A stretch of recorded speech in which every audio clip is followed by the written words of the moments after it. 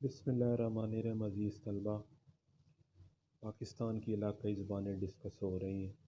Previous lecture میں ہم پاکستان کی علاقائی زبان جو سب سے زیادہ بولی جانے والی پنجابی، اس کی ہسٹری اور اس کے ادب کے حوالے سے ڈیٹیل سے ڈسکس کر چکے ہیں۔ اس لیکچر میں ہم پاکستان کی ایک اور علاقائی زبان سندھی، اس کا ذکر کریں گے۔ سندھی بھی پنجابی کی طرح ایک قدیم ترین زبان ہے اور یہ آریائی خاندان سے تعلق رکھتی ہے، کیونکہ جب ہم اس ایریے کی بات کرتے ہیں تو اس کے ساتھ ساتھ انڈس سویلائزیشن کی بات ہوتی، جو تقریباً 5000 سال پرانی ایک تہذیب ہے، جس کے اہم جو مقامات دریافت ہوئے ان میں ہڑپا اور موہنجو داڑو، جو سندھ لاڑکانہ میں۔ اچھا، اس کی جب ہم بات کریں گے تو اس کو مختلف زبانوں کے کمبینیشن کے بعد جو واضح الفاظ ہیں وہ اس میں جو ایڈجسٹ ہوئے، ان میں سے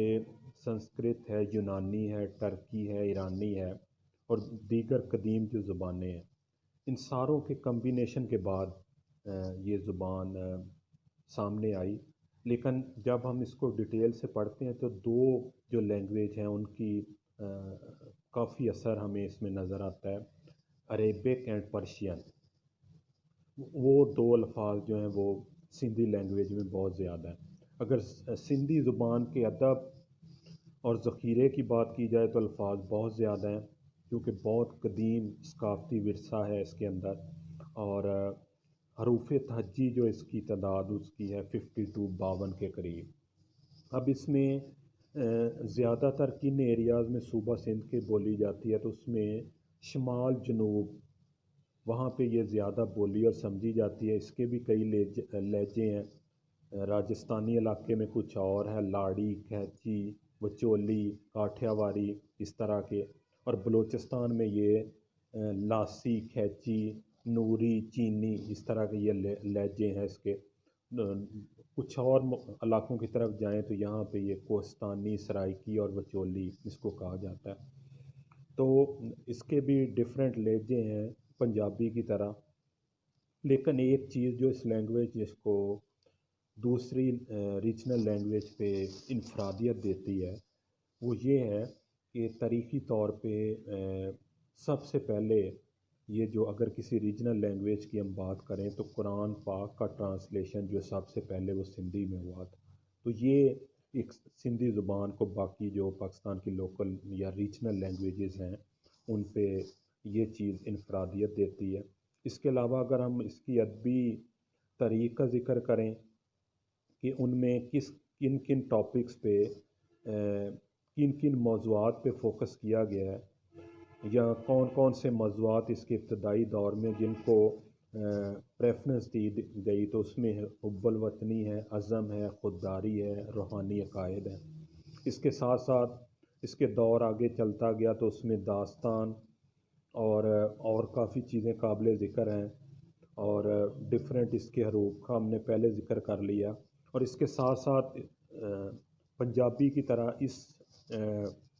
زبان کی پروموشن کے حوالے سے جو صوفیہ کرام ہیں انہوں نے بڑا اہم کردار ادا کیا۔ اس حوالے سے 18ویں صدی تک سندھی ادب میں کافی جو ہے وہ پروموشن ہو چکی تھی، اور اس میں خاص طور پہ دو شخصیات کا ذکر انتہائی اہم ہے، جن میں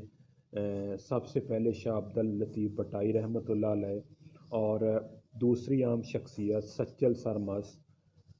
جن کا نام ہے عبد الوہاب المعروف سچل سرمست۔ سچل سرمست رحمۃ اللہ علیہ نے بھی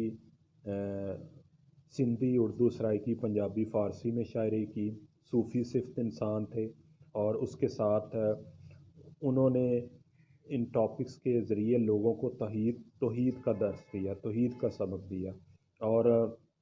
ان کے اشعار کی تعداد مجموعی طور پہ تقریباً کافی ہے، یہ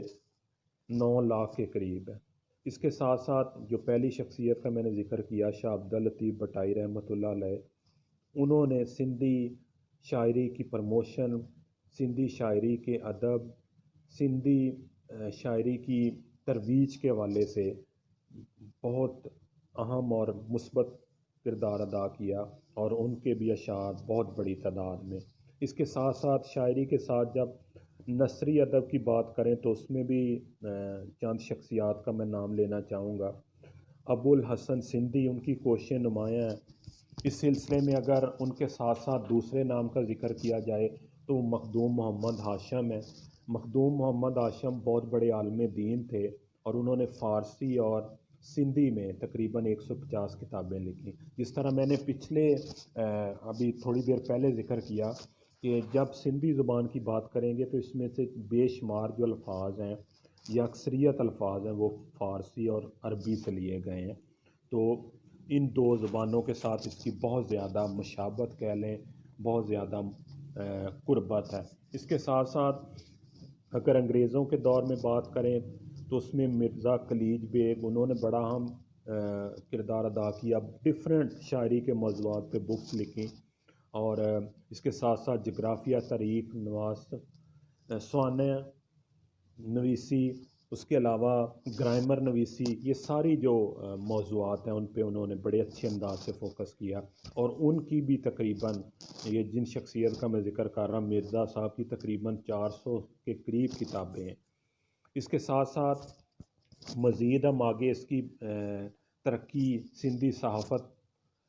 میں بہت اہمیت اور فروغ حاصل ہو گیا پچھلی 2-3 دہائی سے۔ اب تو سندھی چینل بھی بن چکے ہیں جن میں ادبی رجحانات کے حوالے سے سندھی جو ہے اس کو کمپیریزن کیا جاتا ہے پاکستان کی دوسری لینگویجز کے ساتھ، اور اس کے ساتھ ساتھ جدید افسانہ نویسی، ادبی تخلیق اور دوسری علمی میدانوں میں ہمیں کافی کام اس میں نظر آتا ہے۔ تو یہ کہا جا سکتا ہے کہ پاکستان کی ریجنل لینگویج ہونے کے ساتھ ساتھ پچھلے چند اشروں میں سندھی نے کافی ترقی حاصل کی۔